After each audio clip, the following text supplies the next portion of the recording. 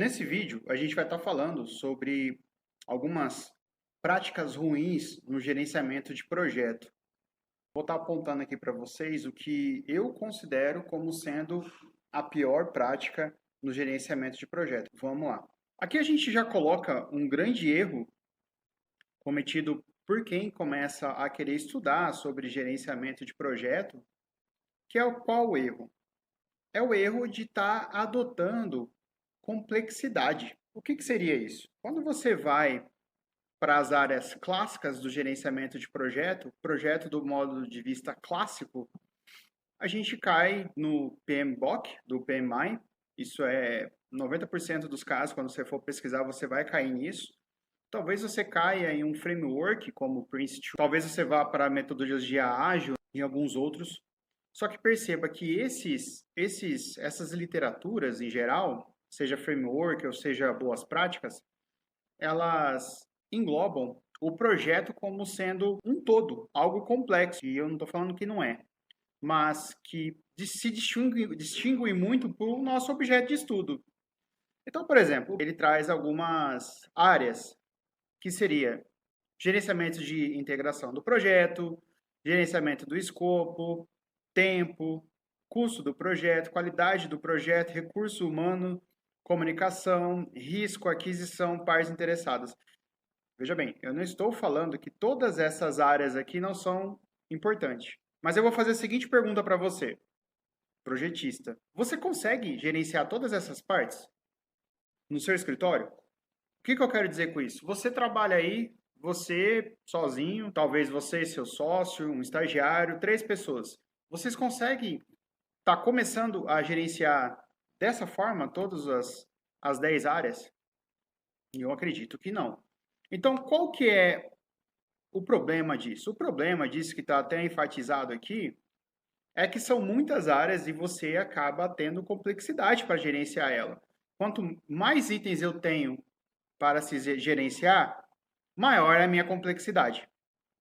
Ponto. Porque eu tenho que dar observação para cada item. Então, qual que é a solução que a gente coloca aqui no Timework, né? A plataforma Timework como um todo, desde da nossa plataforma de treinamento, quanto o nosso sistema web que se encaixa com a plataforma de treinamento. O que a gente coloca aqui? A gente procura simplificar. Simplificar de que forma? A gente adota aqui o escopo refletido na EAP, o tempo e o custo. Com esses 3 itens, eu consigo estar medindo a qualidade do gerenciamento de projeto do tipo design, que é o nosso objeto de estudo, e aí eu também consigo estar aplicando os ciclos de melhoria contínua com o PDCA. Então perceba que, dentre todas essas áreas, talvez no momento que você esteja estudando o PMI até tenha acrescentado alguma outra, né? Com todas essas áreas eu passo a simplificar. Dessa forma, um escritório pequeno com 1 pessoa consegue estar melhorando o seu gerenciamento de projeto e está evoluindo projeto a projeto. Então, eu acredito que esse é o primeiro erro, que seria estar utilizando ferramentas e literaturas que são complexas para uma outra realidade que é menos complexo. Eu não estou falando que não é complexo, mas é menos complexo. Então, o que é o projeto que nós estamos contemplando aqui no nosso objeto de estudo? O que é esse projeto? Se as 10 áreas de projeto se tornam complexo para gerenciar o nosso projeto, o que diferencia um projeto do outro? Então, eu vou estar mostrando aqui agora para vocês essa diferença. O projeto que... Tá certo. O projeto que a gente está tratando é o projeto do tipo design. Então, em inglês, quando você fala design, já fica entendido que é um projeto para algo que vai ser concretizado. Então, o design a gente pode estar colocando como design de estrutura, design de arquitetura, design de elétrica, automação, entre outras. Então, o projeto que nós estamos falando é o projeto que antecede a obra. Se é o que antecede a obra, a gente pode estar afunilando nessa questão do pré-obra. Então, seria essa parte em azul aqui. O outro projeto, que é o mais complexo, que aborda todas as 10 áreas, seria esse projeto aqui com a terminologia project. Perceba que o nosso projeto está dentro do project, que é tudo. Então, quando o gerente de projeto que estuda o PMBOK fala sobre um projeto de uma edificação, provavelmente ele está falando sobre do início até ele está falando do início até o fim. Ou seja, ele está contemplando pré-obra, obra e pós-obra. Então, existe diferença existe diferença entre o design e o projeto. O design está dentro do projeto. Então, agora a gente vai estar falando sobre os 3 maiores atributos que a gente vai estar abordando dentro do nosso objeto de estudo do gerenciamento de projeto do tipo design. Quais seriam esses? A gente vai estar apontando aqui agora um a um e o que seriam esses. Então, eu tenho aqui o escopo. E o que seria o escopo? O escopo seria aquilo que a gente vai fazer. A gente tem um escopo de fazer um projeto do tipo design, ou seja, um conjunto de projetos, um conjunto de designs para uma casa, uma residência unifamiliar. Perceba que o conjunto de projetos seria aquilo que eu vou estar fazendo. E a gente pode fazer uma analogia com aquilo que a gente vai estar entregando. Então, a gente vai estar entregando o projeto de arquitetura, o projeto de elétrica, o projeto de hidráulica e assim vai. Quando eu tenho esses projetos para entregar, eu posso entender eles como sendo atividades para entregá-lo. Então, eu não vou... Fica difícil eu gerenciar a arquitetura. Toma o projeto de arquitetura. Como que eu vou mensurar isso? Então, eu estruturo o projeto de arquitetura em partes menores. Então, o escopo, ele é diretamente relacionado à EAP, que vem a ser a estrutura analítica do projeto. Para quem é arquiteto, mesmo na graduação, já começa a ver aquele checklist que o professor passa para entregar. Então, aquilo já começa a refletir numa EAP. Quando você cumpre aquele checklist, ao final, você consegue entregar o projeto de arquitetura. E aí a gente começa a ter uma relação. Se a gente tem algumas atividades, que é o menor grau da EAP, a gente começa a entender que essa atividade ela começa num determinado tempo, data e hora, e ela termina em um determinado tempo e hora. Ou seja, eu tenho ali um intervalo de tempo. Esse intervalo de tempo é o tempo da atividade. Então, eu posso ter atividades que acontecem em paralelo, eu posso ter atividade que acontece em um tempo diferente. Começa uma, termina a outra, né? A gente vai estar discutindo sobre isso na EAP. E isso custa. Por quê? Porque a pessoa que está fazendo essa atividade, ela é um colaborador, seja ela um projetista, seja ela um projetista do tipo engenheiro, arquiteto, um desenhista, um cadista, um modelador BIM, né? Hoje a gente já começa a ter essa nomenclatura de modelador BIM, ou até mesmo estagiário. Todos eles têm um custo. Então, esse tempo desse colaborador tem um custo. Isso já deixa claro que o nosso custo ele é em relação ao tempo. Por isso, a gente gosta de usar o termo gerenciamento de projetos orientado ao tempo. Uma vez que tenha sido entendido de maneira geral o que vem a ser cada atributo desse, agora a gente vai entrar a fundo em cada atributo. Eu vou estar mostrando como que a gente tem a concepção de estruturação da EAP, como que a gente quebra ela, como que a gente entende essa decomposição do projeto em partes menores. A gente também vai estar falando a respeito do tempo, como que a gente chega na duração, o que vem a ser a duração e o custo. Então, a gente vai entrar nesses 3 atributos agora. Bom, o primeiro é a EAP. Então, a gente tem a EAP, a gente já sabe o que a gente quer fazer, a gente já sabe o produto final, que no nosso caso é o projeto. Então, a gente vai tentar dividir ele, quebrar ele em partes menores que fiquem fácil de gerenciar. Fica muito mais fácil eu gerenciar uma parte menor e contar o tempo dessa parte menor, ou seja, eu tendo a errar menor, do que eu tentar contar, mensurar o grande. Eu tendo a errar grande. Como que eu faço isso? Eu tenho uma uma crescente de decomposição conforme eu vou quebrando. Então, eu quebrei aqui, por exemplo, em um nível. Então, eu poderia ter quebrado em 3, poderia ter quebrado em 4. Não existe uma regra de quebra, nem de quantidades de nível e nem de quantidades de níveis, tá? Eu não tenho regra de subdivisão de nível e nem de quantidade de níveis. Eu posso quebrar isso aqui em 10 níveis. Só que perceba, se eu estiver quebrando em muitos níveis, eu caio naquele problema que eu falei logo no começo. Qual o problema? Quanto mais itens eu tenho que quantificar, mais itens eu tenho que gerenciar, maior é a minha complexidade. Então, existe aqui um bom senso nessa questão de subdivisão do produto. No nosso caso, na menor parte, que seriam as atividades. Então, a gente vai entender agora a questão da atividade. O que vem a ser atividade? Então, a atividade é um pequeno bloco daquele, né? Eu quebrei até chegar na atividade, ela é o menor nível, né, de todo o projeto. E a atividade, ela tem um começo e ela vai ter um fim. Então, ela caminha ao longo do tempo. Eu tenho aqui um acréscimo dela até ela ser completada e quando ela é completada, eu vou pegar esse tempo final. Quando eu tenho o final menos o inicial, quando eu tenho o tempo final menos o tempo inicial, eu tenho a duração da atividade. Então, é dessa forma que eu meço a duração da atividade. Final menos o inicial, o famoso ΔT, né? Para quem é da área das engenharias aí. O custo, pessoal, o que vem a ser o custo? O custo do projeto, ele é quantificado por hora.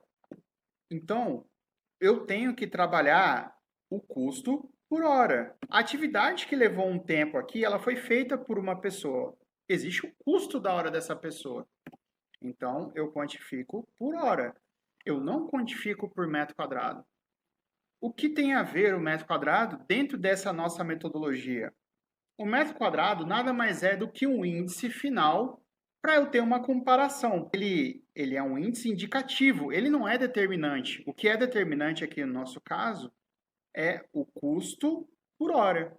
Então, eu não posso cometer esse erro de estar levantando o meu custo por metro quadrado. Lógico, a gente entende que alguns orçamentistas fazem um orçamento preliminar, né? Existem diferentes níveis de orçamento, que seria um chute mais preciso para estar estimando o custo do projeto. Mas isso é uma estimativa bem grossa. Quando você vai fazer o ajuste fino para fazer o custo, você vai ter que levantar a hora, o custo dessa hora, para você levantar o custo do projeto. Com base nesses 3 atributos principais, a gente pode estar delimitando o que vem a ser a nossa qualidade. E é importante falar que essa qualidade ela tem que ser medida. Eu não posso falar que algo é alto se eu entender o que vem a ser o baixo ou entender o que vem a ser o médio. Eu preciso ali de uma graduação que eu consiga estar medindo. Então, eu preciso estar medindo o escopo através da EAP, eu preciso estar medindo o tempo e eu preciso estar medindo o custo. Quando eu meço esses 3, eu tenho a mensuração da qualidade. Então, a qualidade é uma relação entre esses 3. E agora a gente vai entender essa relação bem aqui. Como eu havia falado, eu tenho aqui o escopo, o tempo e o custo. Quando eu tenho essa tríplice aqui bem definida, eu tenho a qualidade. Então, a qualidade ela é um componente resultante desses 3. No nosso caso, de projeto gerenciado ao tempo. Como que eu faço essa mensuração? Essa mensuração é feita pelo famoso planejado versus executado. Então, eu tenho uma estimativa do escopo através da EAP, eu tenho uma estimativa do tempo através do tempo das atividades e eu tenho uma estimativa de custo através do custo das atividades. Essa estimativa é o meu planejado. Quando eu vou lá e faço o projeto, a Vera, vou lá sentar junto com meus colaboradores, ou sozinho mesmo, e vou fazer o projeto e no final eu vou ter o resultado disso. O resultado disso é o executado. Então, no final, eu tenho que ver se o meu executado bate com o meu planejado e se não bate, por que não bate e quanto que não bateu. Então, perceba que eu estou medindo, eu estou tentando ser o mais preciso possível. E agora eu faço um adendo aqui para vocês com relação a um artigo que a gente publicou aqui no LinkedIn a respeito disso. Nesse artigo a gente descreve bem como está levantando esse cálculo. Continue no tela 6 a partir daqui, tá? Continuando. Então aqui a gente tem a página da Timework. A página vai aparecer diferente para vocês, lógico, até porque eu sou moderador da página. Mas aqui eu tenho o artigo em específico que eu estou falando a respeito da mensuração da qualidade, como que eu vou estar medindo. O artigo fala sobre otimização da produção de projetos de escritório de engenharia. Eu vou clicar aqui nesse projeto, nesse artigo, e vou estar lendo ele aqui para vocês. Tá? Lendo não, folheando, né? Então aqui eu falo sobre o conceito do que vem a ser os projetos, as duas fases, que seria a fase de planejamento e execução. Então já venho colocando alguns atributos chaves, eu venho conceituando. E olha que legal, pessoal. Aqui agora eu começo a ter, de uma forma mais objetiva, graduações, que eu posso ter um planejamento em azul e uma execução em vermelho para cada atributo chave nosso, que seria o tempo, o escopo e o custo, né? Aqui eu tenho que arrumar aqui no nosso gráfico. E olha que legal. Nesse arquivo aqui, nesse artigo, eu tenho uma diferença entre o executado e o planejado. Essa diferença, esse delta, ele pode ser positivo, negativo ou igual. O que vem a ser o igual? O igual quer dizer que aquilo que eu planejei foi o que foi executado. Isso é um cenário utópico, porque isso quer dizer que eu consegui prever tudo aquilo que aconteceu no projeto. Isso a gente sabe que é utópico. Mas o objetivo do projetista, no nosso caso do planejador de projetos, né, é diminuir esse delta. Eu diminuindo esse delta, tendendo ele a zero, quer dizer que eu estou planejando igual o que estou executando. Esse é o objetivo, tudo bem? Então, vocês conseguem estar entrando nesse artigo aqui e estar desfrutando e vendo como que se calcula. Eu dou até um exemplo aqui de mensuração, atividade por atividade, né? A gente consegue vocês conseguem estar evoluindo bem nesse aspecto, tudo bem? Legal, a gente falou sobre vários problemas aí, várias concepções erradas, utilização de literatura de forma equivocada, que causa confusão, complexidade. Mas até agora a gente não comentou sobre o que vem a ser a pior prática, né? A pior prática, dentro do nosso ponto de vista, do que a gente vem estudando e observando dos nossos usuários, é a documentação. Ponto. Então, eu já coloco aqui de cara para vocês que quando eu não documento aquilo que aconteceu no projeto, eu posso até não saber, eu posso até planejar errado, mas quando eu não documento isso, eu tendo a cometer o mesmo erro depois. Então, a gente precisa estar documentando tudo aquilo que acontece no projeto. Pelo menos os 3 principais atributos, que foi o que a gente colocou aqui para vocês.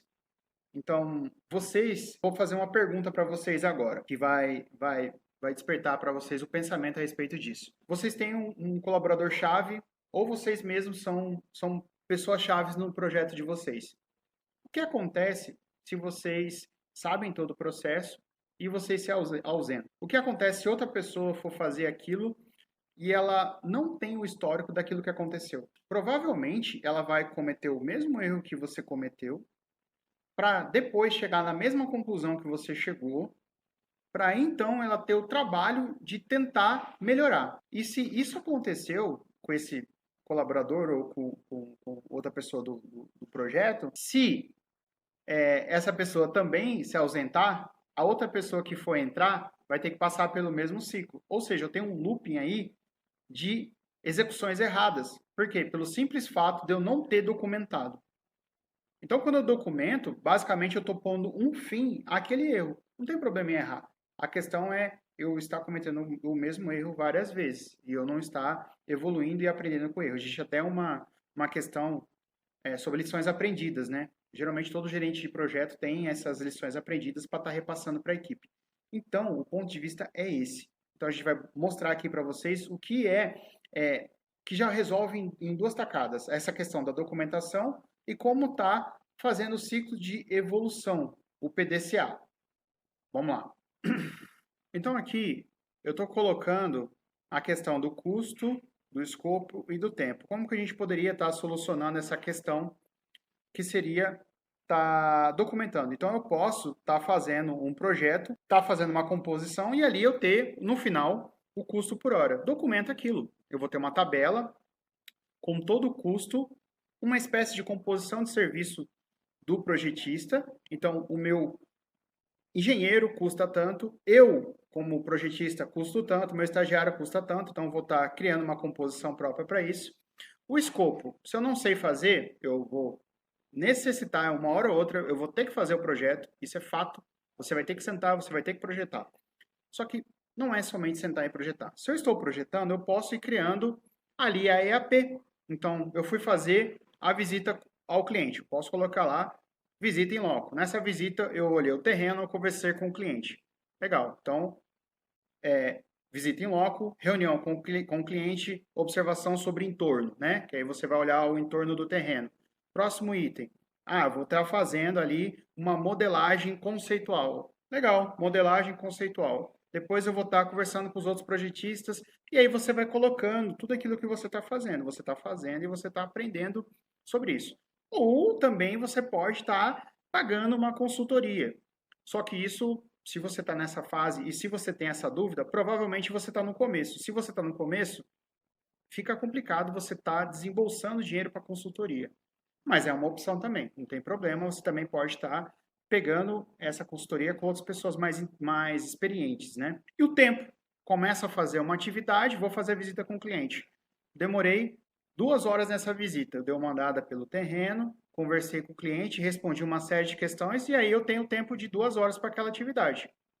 Vou fazer outra reunião, vou fazer outra coisa, e aí você vai marcando o tempo de cada atividade. Da mesma forma que você tem uma consultoria aqui, você também pode ter a consultoria. A pessoa senta com você para gerar a EAP e ela pode também passar o tempo dela, da equipe dela, para você se basear. O que ela faz, às vezes, não pode refletir com o que você faz. Às vezes ela tem um projetista mais experiente e aí você pode ter uma disparidade de medição, né? Você pode estar medindo laranja com maçã. Então, às vezes você tem que tomar cuidado com relação a isso. Às vezes a consultoria pode também te atrapalhar. Então, aqui eu enfatizo que o pior problema é essa questão de não documentar. E aqui eu coloco o PDCA, que foi aquilo que eu falei para vocês. Então, não vai ter como. Você vai ter que fazer que seja um portfólio para apresentar para alguém. Pô, vou fazer o portfólio? Já documento. Já vou documentar. Ponto. Então, vou sentar para fazer o portfólio, eu já mato 2 coisas com uma cajadada só. Vou sentar, fazer o portfólio e documentar. No final do projeto, eu vou ter ali quanto tempo que eu gasto para fazer uma casa, como é que eu trabalho, e eu vou ter o portfólio para apresentar para as pessoas. Segundo, eu vou verificar os dados.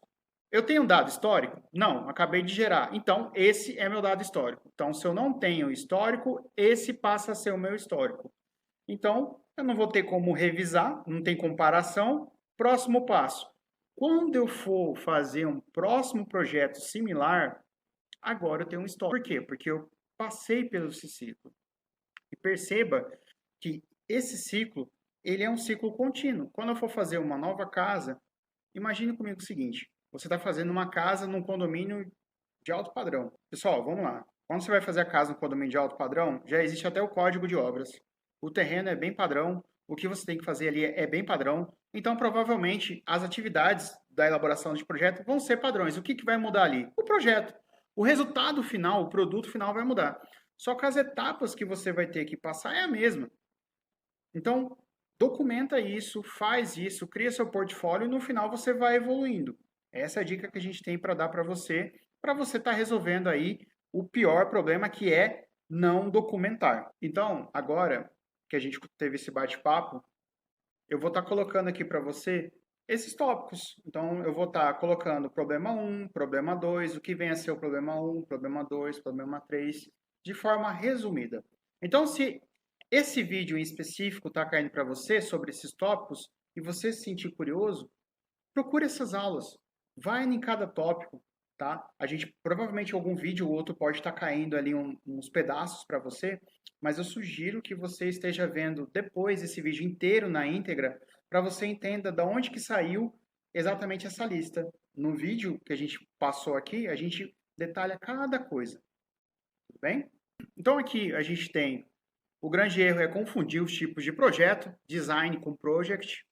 É estar tentando utilizar técnicas do project no design, não vai funcionar, né? A sua equipe provavelmente pode ser reduzida, né, com relação à equipe que consegue estar utilizando todas as áreas do project. Adotar índice errado, isso aqui, pessoal, é uma coisa muito errada. Geralmente o pessoal, por inexperiência e talvez por falta de tempo, fala assim, quanto que eu vou cobrar por metro quadrado, porque o outro cobra por metro quadrado. Não tem problema você saber quanto que o outro cobra por metro quadrado.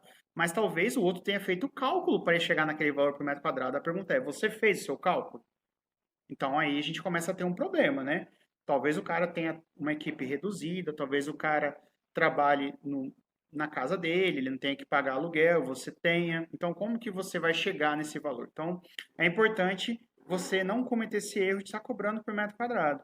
A gente falou no vídeo anteriormente que você precisa estar cobrando por hora, tá? Então você levanta a hora do seu projeto no total e você vai cobrar por hora. E o principal e maior erro, não documentar. Pelo menos, então, ao menos você tem que documentar o escopo através da EAP, o tempo e o custo. Então, essa é a conclusão que a gente tem para passar para vocês. Desejo a vocês ótimos projetos e até mais.